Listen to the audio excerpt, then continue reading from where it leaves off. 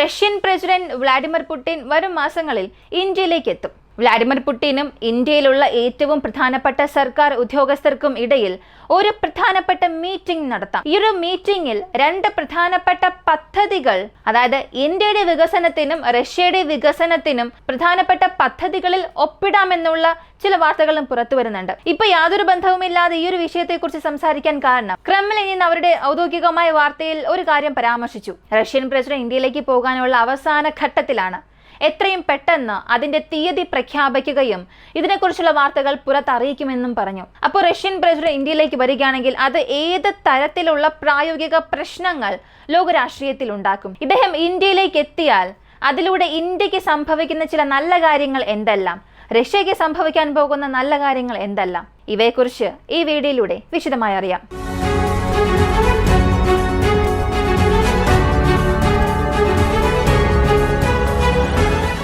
അവസാനം 2024 Russian annual സമ്മിറ്റിൽ പങ്കെടുക്കാനായി Indian പ്രധാനമന്ത്രി റഷ്യയിലേക്ക് പോയി. ആ സമയം റഷ്യൻ പ്രസിഡന്റിനോട് ഇന്ത്യയിലേക്ക് വരണമെന്നുമുള്ള ഒരു റിക്വസ്റ്റ് കൊടുത്തിരുന്നു. എന്നാൽ അതിലും ചില പ്രായോഗിക പ്രശ്നങ്ങൾ ഒരുപാടുണ്ടായിരുന്നു. റഷ്യൻ പ്രസിഡന്റ് ഇന്ത്യയിലേക്ക് വരികയാണെങ്കിൽ വെസ്റ്റേൺ കൺട്രീസിന്റെ സമ്മർദ്ദം ഇന്ത്യ താങ്ങേണ്ട ഒരു സാഹചര്യം ഉണ്ടാകും. അതുപോലെ തന്നെ വീണ്ടും പല തരത്തിലുള്ള ഈ യൂറോപ്യൻ യൂണിയനിലെ രാജ്യങ്ങൾ നേരിട്ട് തന്നെ ഇന്ത്യക്ക് ഒരു പ്രഷർ നൽകും. ഇവയ്ക്കെല്ലാം അപ്പുറം ഈ ഒരു യോഗം ഇന്ത്യയിൽ വെച്ച് നടക്കുകയാണെങ്കിൽ അത് ഇന്ത്യക്ക് പല തരത്തിലുള്ള നല്ല പദ്ധതികളിലേക്ക് നയിക്കും. നമുക്ക് അനുകൂലമായ സാഹചര്യങ്ങൾ അവിടെ ഉണ്ടാകും. ഇതിനെ 3 തരത്തിൽ നമുക്ക് വേർതിരിക്കാൻ സാധിക്കും. റഷ്യൻ പ്രസിഡന്റ് ഇന്ത്യയിലേക്ക് വരുന്നത് എല്ലാ മേഖലകളിലും മികച്ച ഒരു കാര്യമായി തന്നെ കാണാം. ഒന്ന് ഡിഫൻസ് രീതിയിൽ, മറ്റൊന്ന് എക്കണോമിക് രീതിയിൽ, അവസാനത്തേത് സൈനികം സംബന്ധിക്കുന്ന പ്രവർത്തനങ്ങളിൽ. നേരിട്ട് റഷ്യ ഇന്ത്യ എങ്ങനെ ആക്സസ് ചെയ്യും, ഇന്ത്യ റഷ്യൻ പ്രദേശങ്ങളെ എങ്ങനെ ആക്സസ് ചെയ്യും, ഇതിന്റെ ഈ രീതികൾ. ആദ്യം ഈ ഡിഫൻസ് സംബന്ധിക്കുന്ന പ്രധാനപ്പെട്ട കാര്യം നോക്കിയാൽ ബ്രഹ്മോസ് 2 ആ ഒരു നിർമ്മാണമാണ്. ഇപ്പോൾ ബ്രഹ്മോസ് മിസൈൽ നമുക്ക് എല്ലാവർക്കും അറിയാവുന്ന ഒന്നാണ്. ഇത് നമ്മൾ ഉൽപ്പാദിപ്പിച്ചുകൊണ്ടിരിക്കുന്നു. റഷ്യയും ഇന്ത്യയും ചേർന്ന് നിർമ്മിച്ച ഒരു മിസൈലാണ്. പക്ഷേ ഈ ഒരു ബ്രഹ്മോസിന്റെ അടുത്ത ഘട്ട വേരിയന്റ് ആയിട്ടുള്ള ബ്രഹ്മോസ് 2 ഇത് വികസിപ്പിക്കും എന്നുള്ള വാർത്തകൾ പുറത്തു വന്നാലും ഇന്ന് വരെയും ഒഫീഷ്യലായി ഇതിന്റെ ആ ഒരു പ്രാരംഭഘട്ടം തുടങ്ങിയിട്ടില്ല. ഈ ഒരു പ്രോജക്റ്റ് പോകുന്നു എന്നൊക്കെ പറയുന്നുണ്ട്. പക്ഷെ അതിന്റെ പര്യവേഷണങ്ങളൊക്കെ തുടങ്ങിയിട്ടുണ്ടോ? ഈ മിസൈൽ വികസിപ്പിച്ചെടുക്കാനുള്ള സാധ്യതകൾ ഉണ്ടോ? ഈ മിസൈൽ സൃഷ്ടിക്കേണ്ട പ്രാരംഭ ജോലികൾ എന്തെല്ലാം തുടങ്ങിയോ എന്നൊക്കെ നോക്കിയാൽ അതൊന്നും സംഭവിച്ചിട്ടില്ല. അതിന്റെ യഥാർത്ഥ കാരണം തന്നെ അതിൽ യൂസ് ചെയ്യുന്ന എൻജിൻസ് ആണ്. ഇതിൽ സ്ക്രാംജെറ്റ് എൻജിൻസ് ആണ് ഉപയോഗിക്കുന്നതെന്ന് പറഞ്ഞാലും ഇത് റഷ്യയുടെ സിർക്കോൺ ആന്റി ഷിപ്പ് മിസൈലിന് സമാനമായ ഒരു വേരിയന്റ് ആണ്. അങ്ങനെ നോക്കിയാൽ റഷ്യയുടെ പക്കൽ ഇതിനകം തന്നെ ഡെപ്ലോയിൽ ഒരു മിസൈൽ ഉണ്ടല്ലോ. അപ്പോൾ അതിന്റെ എൻജിൻ ടെക്നോളജി നമുക്ക് ഷെയർ ചെയ്യുന്നതിൽ റഷ്യ ഒരല്പം മടിക്കാൻ തുടങ്ങി. പോരാത്തതിന് നമ്മൾ അടുത്തിടെ ഒരു ഹൈപ്പർസോണിക് സ്ക്രാംജെറ്റ് എൻജിനും ടെസ്റ്റ് ചെയ്ത് നോക്കി. അപ്പോൾ ഈ ടെക്നോളജി ഷെയറിങ്ങിലുള്ള ചില പ്രശ്നങ്ങൾ ഇപ്പോൾ പരിഹരിക്കപ്പെട്ടിട്ടുണ്ട്. ചില ക്രിട്ടിക്കൽ എലമെന്റ്സ് മാത്രം റഷ്യ ഷെയർ ചെയ്താൽ മാത്രം മതി എങ്കിൽ നമ്മക്കൊണ്ട് ഈ ബ്രഹ്മോസ് 2 പ്രോജക്റ്റിനെ തീർച്ചയായും ഓപ്പറേഷണൽ സ്റ്റാറ്റസിലേക്ക് കൊണ്ടുവരാൻ കഴിയുമെന്നും പറഞ്ഞു. അപ്പോൾ ഈ ബ്രഹ്മോസ് 2 സംബന്ധിക്കുന്ന പ്രധാനപ്പെട്ട ഒപ്പിടൽ ഈ ഒരു മീറ്റിംഗിൽ ഫൈനലൈസ് ചെയ്യാമെന്നും പറഞ്ഞിട്ടുണ്ട്. ഈ ഒരു ഡീൽ ഇന്ത്യക്കും റഷ്യക്കും ഇടയിൽ വരികയാണെങ്കിൽ അത് സൗത്ത് ഏഷ്യൻ കൺട്രീസിൽ ഒരു വലിയ ജിയോ പൊളിറ്റിക്കൽ ഷിഫ്റ്റ് തന്നെ ഉണ്ടാക്കും. മാത്രവുമല്ല ഏഷ്യൻ കോണ്ടിനെന്റിൽ ഇത്രയും ക്യാപ്പബിൾ ആയ ഒരു ഹൈപ്പർസോണിക് ക്രൂയിസ് മിസൈൽ ഉള്ള ഏക രാജ്യമായി ഇന്ത്യ മാറാനുള്ള വഴികളുമുണ്ട്. അടുത്ത് നോക്കിയാൽ ഈ ട്രേഡ് ആൻഡ് എക്കണോമിക്സ് സംബന്ധിച്ച് ഇന്ത്യയുടെ ചെന്നൈ പോർട്ടിൽ നിന്നും റഷ്യയുടെ വ്ളാഡിവോസ്റ്റോക്ക് വരെയും ഒരു സീ റൂട്ട് പ്രപ്പോസ് ചെയ്തിട്ടുണ്ട്. ഇപ്പോൾ നമ്മളൊരു വസ്തു റഷ്യയുടെ പക്കൽ നിന്ന് വാങ്ങുകയാണെങ്കിൽ INSTC റൂട്ട് ഇപ്പോഴും പ്രപ്പോസലിലുണ്ട്. എന്നാൽ ഇപ്പോൾ പ്രാക്ടിക്കലായി നമ്മൾ വരുന്ന ഈ ഒരു വഴി എന്നത് സെന്റ് പീറ്റേഴ്സ്ബർഗിൽ നിന്നും തിരിക്കുന്ന കണ്ടെയ്നേഴ്സ്, ആ ഒരു കപ്പലുകൾ സൂയസ് കനാൽ ആക്സസ് ചെയ്ത് നമ്മുടെ ഇന്ത്യയുടെ മുംബൈ പോർട്ടിലേക്ക് വരികയാണ്. ഇതിന്റെ ആ ഒരു മുഴുവൻ ദൂരം നോക്കിയാൽ 8700 നോട്ടിക്കൽ മൈലിലും അധികം, ഏകദേശം 14,000 കിലോമീറ്ററിലും കൂടുതലുണ്ട്. അത്രയും ദൂരമുള്ള ഒരു കടൽപാത. എന്നാൽ ഇതേ കാര്യം ചെന്നൈ പോർട്ടിനും റഷ്യയുടെ വ്ളാഡിവോസ്റ്റോക്കിനും ഇടയിൽ ഒരു കണക്ടിവിറ്റി ഉണ്ടാക്കുകയാണെങ്കിൽ ഈ യാത്രാ ദൂരം എന്നത് വളരെയേറെ കുറയും. ഏകദേശം 10,000 കിലോമീറ്ററിനുള്ളിലേക്ക് വരും. അപ്പോൾ എങ്ങനെ നോക്കിയാലും അപ്പോൾ ഒരു 4,000 കിലോമീറ്റർ ട്രാവൽ നമുക്ക് അവിടെ ലാഭിക്കാൻ സാധിക്കും. അപ്പോൾ ഈ ഒരു ട്രാവൽ ടൈം മാത്രമാണോ നമുക്ക് ലാഭം? ഇതിന് പിന്നിലുള്ള മറ്റ് സവിശേഷതകൾ നോക്കിയാൽ ഇപ്പോൾ റഷ്യയിൽ നിന്നും തിരിക്കുന്ന ഈ സാധനങ്ങൾ എന്നത് മുംബൈയാണ് പ്രധാനപ്പെട്ട ഹബ്ബായി കോൺസെൻട്രേറ്റ് ചെയ്യുന്നത്. കാരണം മുംബൈയിൽ കാർഗോ ഇറക്കി അവിടെ നിന്നും വിഭജിച്ച് ഇന്ത്യയിലെ മറ്റ് മേഖലകളിലേക്ക് അതിങ്ങനെ വിഭജിച്ച് പോവുകയാണ്. അപ്പോൾ അവിടെ മുംബൈയാണ് ഒരു പ്രധാനപ്പെട്ട ഹബ്ബായി മാറുന്നത്. അതുകൊണ്ട് അവിടെ ധാരാളം ലോജിസ്റ്റിക് സപ്പോർട്ട് ആവശ്യമായി വരും. അതിനാൽ തന്നെ ആയിരക്കണക്കിന് തൊഴിലവസരവും അവിടെ സൃഷ്ടിക്കുന്നുണ്ട്. അപ്പോൾ ഈ മുംബൈയിലുള്ള ഈ സീ റൂട്ടിനെ പാർഷ്യലി 20% ചെന്നൈയിലേക്ക് റീറൂട്ട് ചെയ്താൽ തന്നെ ചെന്നൈയും ഒരു ട്രാൻസ്പോർട്ട് ഹബ്ബാക്കി മാറ്റാൻ സാധിക്കും. മാത്രമല്ല, മുംബൈ കോൺസെൻട്രേറ്റ് ചെയ്യുമ്പോൾ ഇന്ത്യയുടെ ഈ വെസ്റ്റേൺ കോസ്റ്റിൽ മുംബൈ ഒഴികെ മറ്റ് യാതൊരുവിധ പ്രധാനപ്പെട്ട ഹബ്ബുമില്ല. ഇപ്പോൾ ലേറ്റസ്റ്റ് ആയി വന്നിരിക്കുന്ന വിഴിഞ്ഞം ഇന്റർനാഷണൽ സീ പോർട്ട്, ഈ 2 പോർട്ട്സ് അല്ലാതെ മേജറായും ഈ ഒരു സൈഡിൽ മറ്റേതൊരു പോർട്ട്സും ഇല്ല. എന്നാൽ ഈസ്റ്റേൺ സൈഡ് നോക്കിയാൽ ചെന്നൈ പോർട്ട് ഉണ്ട്, വിശാഖപട്ടണം പോർട്ട് ഉണ്ട്, കൊൽക്കത്തയിലുള്ള പോർട്ട് ഉണ്ട്. ഇവ 3നെയും ഇന്ത്യയെ കൊണ്ടൊരു ട്രാൻസ്പോർട്ട് ഹബ്ബാക്കി തന്നെ മാറ്റാൻ സാധിക്കും. ഇത് കാരണം ഈ ഗുഡ്സ് ട്രാൻസ്ഫർ ആകുന്ന ഒരു സമയം കുറയും. കിലോമീറ്റർ കുറയുന്നത് കൊണ്ട് തന്നെ ഈ ഗുഡ്സിന്റെ കോസ്റ്റും അവിടെ റെഡ്യൂസ് ആകാനുള്ള സാധ്യതയുണ്ട്.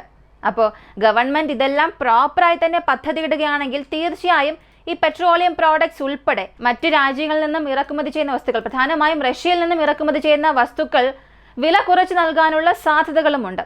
ഇത് ട്രേഡ് സംബന്ധിക്കുന്ന കാര്യമാണ്. ഇതിനകം സോവിയറ്റ് യൂണിയനുമായി ഇത് സംബന്ധിക്കുന്ന ചില ചർച്ചകൾ നടന്നിട്ടുണ്ട്. ചെന്നൈക്കും വ്ളാഡിവോസ്റ്റോക്കിനും ഇടയിൽ പ്രധാനപ്പെട്ട ഈ ഒരു സീ കണക്ടിവിറ്റി ഉണ്ടാകുന്നതിനെ കുറിച്ചുള്ള ചർച്ചകൾ നടന്നിരുന്നു. ഇതൊരു ജസ്റ്റ് ഒരു ട്രേഡ് റൂട്ട് മാത്രമല്ല, ഇത് പ്രധാനപ്പെട്ട മിലിറ്ററി റൂട്ടായി മാറാനുള്ളൊരു സാധ്യതയുമുണ്ട്.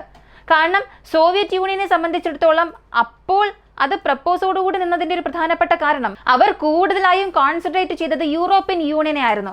അവർ ഭൂരിഭാഗം ചെയ്യുന്ന അവരുടെ ട്രേഡുകളെല്ലാം, അവരുടെ കരാറുകൾ, ഈ വ്യാപാരം എല്ലാം യൂറോപ്യൻ യൂണിയനെ അടിസ്ഥാനമാക്കിയും ലാൻഡ് റൂട്ട് വഴിയും ആക്സസ് ചെയ്താണ് ചെയ്തുകൊണ്ടിരുന്നത്. എന്നാൽ സോവിയറ്റ് യൂണിയൻ തകർന്നതിന് ശേഷം റഷ്യ ഒരു പ്രധാനപ്പെട്ട ഘട്ടത്തിലേക്ക് എത്തി.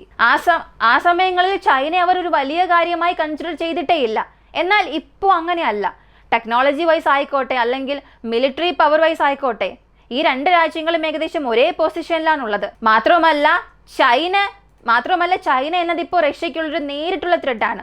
2 രാജ്യങ്ങളും എത്ര തന്നെ സുഹൃത്തുക്കളെ പോലൊക്കെ സംസാരിച്ചാലും ചൈനയെ ഒരിക്കലും വിശ്വസിക്കാൻ കഴിയാത്തൊരു സാഹചര്യമാണ്. അവരെ കൗണ്ടർ ചെയ്യണമെന്നുണ്ടെങ്കിൽ ഇതിനെ ഒരു ട്രേഡ് റൂട്ടാക്കി മാത്രം വെച്ചിരുന്നാൽ പോരാ, ഇതിനെ ഒരു മിലിറ്ററി റൂട്ടാക്കി മാറ്റണം. പ്രധാനമായും ഇത് തായ്വാനും ചൈനയ്ക്കും ഇടയിൽ പാസ്സാകുന്ന ഒരു റൂട്ടാണ്. അപ്പോൾ ചൈനയ്ക്ക് ഇൻഡയറക്റ്റായി ഒരു പ്രഷർ നൽകുന്നത് പോലെയാകും. ഇപ്പോൾ ഈ ട്രേഡ് റൂട്ടായിട്ടുള്ളത് ഭാവിയിൽ ഞങ്ങൾക്ക് ആവശ്യം വരുമ്പോൾ എപ്പോൾ വേണമെങ്കിലും ഒരു മിലിറ്ററൈസ്ഡ് റൂട്ടാക്കി മാറ്റാൻ സാധിക്കും. ഇതുവഴി ഞങ്ങൾ 2 രാജ്യങ്ങൾക്കും ഇടയിൽ സൈനികം സംബന്ധിക്കുന്ന പ്രവർത്തനങ്ങൾ എടുക്കാനും ഈ ഒരു വഴി ഞങ്ങൾ ഉപയോഗിക്കും എന്നുള്ളത് നമ്മൾ 2 രാജ്യങ്ങളും ചേർന്ന് ചൈനയ്ക്ക് വയ്ക്കുന്ന ഒരു ചെക്കായിരിക്കും. ഇപ്പോൾ ഇത് യാതൊരു ബന്ധവുമില്ലാതെ പറയുന്നതല്ല. കാരണം ഈ ഒരു റൂട്ടിനെ, ഈ ട്രേഡ് റൂട്ടിനെ എപ്പോഴാണ് ഈ മിലിറ്ററി റൂട്ടാക്കി മാറ്റാൻ സാധിക്കുക, അല്ലെങ്കിൽ ഇത് എങ്ങനെ സാധിക്കുമെന്ന് ചോദിക്കാം. അടുത്ത് ഞാൻ പറയാൻ പോകുന്ന കാര്യം ഇതിൻ്റെ ഒരു ജസ്റ്റിഫിക്കേഷൻ ആണ്. ഇന്ത്യക്കും റഷ്യയ്ക്കും ഇടയിൽ പ്രധാനപ്പെട്ട ഒരു എഗ്രിമെന്റ് ഉണ്ട്. അത് ഇതുവരെയും സൈൻ ചെയ്തിട്ടില്ല, പ്രപ്പോസലോട് കൂടി തന്നെ നിൽക്കുന്നുണ്ട്. ഈ ഒരു വിസിറ്റിൽ ഇത് സൈൻ ആകാനുള്ള കൂടുതൽ സാധ്യതകളുമുണ്ട്. അത്ര വലിയൊരു പ്രോജക്റ്റ് ആണ്. ഇതിനെ reciprocal exchange of logistic agreement എന്ന് പറയുന്നു. ഇത് ലോജിസ്റ്റിക്സ് മൂവ് ചെയ്യുന്നതിന്റെ അല്ലെങ്കിൽ ആക്സസ് നൽകുന്നതിന്റെ ഒരു എഗ്രിമെന്റ് പോലെ ഇത് കേൾക്കുമ്പോൾ തോന്നാം. എന്നാൽ അതുമാത്രം അല്ല. ഇതിൽ പ്രധാനമായും കോൺസെൻട്രേറ്റ് ചെയ്യുന്നത് മിലിറ്ററൈസ്ഡ് ഷിപ്സും അവർക്കാവശ്യമായ ഉപകരണങ്ങളും ഒരു പോർട്ടിൽ സ്റ്റോർ ചെയ്യും. എമർജൻസി ടൈമിൽ അല്ലെങ്കിൽ ഏതെങ്കിലും ഒരു സാഹചര്യത്തിൽ അതിനെ ആക്സസ് ചെയ്യാം. അവിടെ കപ്പൽ നിർത്തി അത് എടുക്കുക, അല്ലെങ്കിൽ ഫ്യൂവൽ ഫില്ല് ചെയ്യുക, ആ കപ്പലുകൾക്ക് ആവശ്യമായ ചില എമർജൻസി മെറ്റീരിയൽസ് ഫില്ല് ചെയ്യുക.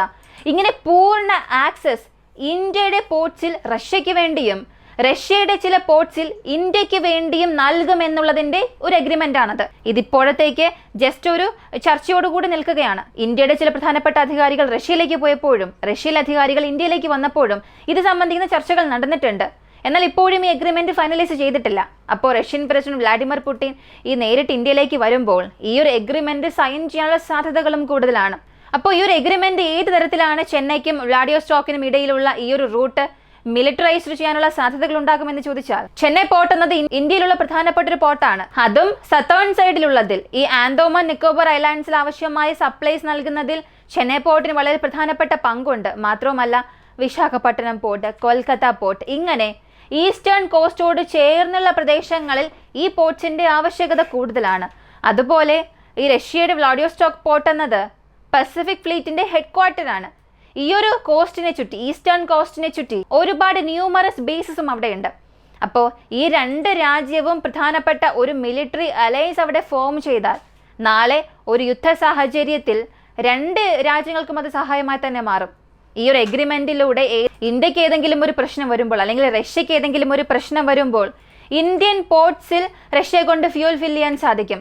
ഫ്യൂൽ ഫില്ല് ചെയ്യുക മാത്രമല്ല, ഇന്ത്യയെ കൊണ്ട് ചില വെപ്പൺ സിസ്റ്റംസും റഷ്യയുടെ കപ്പലുകൾക്ക് ഷെയർ ചെയ്യാൻ സാധിക്കും. ഈ ക്രിട്ടിക്കൽ എലമെന്റ്സ് എന്നത് ഇൻഡയറക്റ്റായി ഇതിനെയാണ് മെൻഷൻ ചെയ്യുന്നത്. പ്രധാനപ്പെട്ട അമ്യുനേഷൻസ് നൽകുക, അല്ലെങ്കിൽ അവർക്ക് ആവശ്യമായ എസെൻഷ്യൽ സപ്ലൈസ് നൽകുക. ഇങ്ങനെ ഈ രണ്ട് രാജ്യങ്ങളും ഈ ഒരു റൂട്ട് ആക്സസ് ചെയ്ത് ഈ ഒരു പോർട്ട് ആക്സസ് ചെയ്യുന്നതിലൂടെ ഇതിൻ്റെ ആവശ്യകത, ടെക്നോളജീസ് എല്ലാം തന്നെ ഷെയർ ആകുന്നുണ്ട്. അപ്പോൾ ഈ 3 അഗ്രിമെന്റ്സും വരുന്ന ഈ ഒരു വിസിറ്റിൽ സൈൻ ചെയ്യാനുള്ള കൂടുതൽ പോസിബിലിറ്റീസ് ഉള്ള അഗ്രിമെന്റ്സ് ആയി മാറിയിട്ടുണ്ട്. ഈ ഒരു വിസിറ്റിന്റെ ഫൈനൽ ഡേറ്റ് ഇപ്പോഴും ഫിക്സ് ചെയ്തിട്ടില്ല. ഒരു പക്ഷേ സെപ്റ്റംബറിൽ ആദ്യത്തെ 2 ആഴ്ച അല്ലെങ്കിൽ അടുത്ത മാസം തന്നെ ഈ ഒരു വിസിറ്റ് സംഭവിക്കുമെന്നും പറയുന്നുണ്ട്. അപ്പോൾ റഷ്യൻ പ്രസിഡന്റ് വ്ളാഡിമിർ പുടിൻ ഇവിടെ വന്ന് ഇന്ത്യയിലേക്ക് വരികയാണെങ്കിൽ ഒരുപാട് രാജ്യങ്ങളുടെ കണ്ണുകൾക്ക് അത് വലിയ ചൊറിച്ചിലായി തന്നെ മാറും. പ്രധാനമായും നമ്മുടെ 2 അയൽവാസികൾക്ക് S-400 ഡീൽ ഇപ്പോഴും പൂർണ്ണമായി നമ്മൾ വാങ്ങി അവസാനിപ്പിച്ചിട്ടില്ല.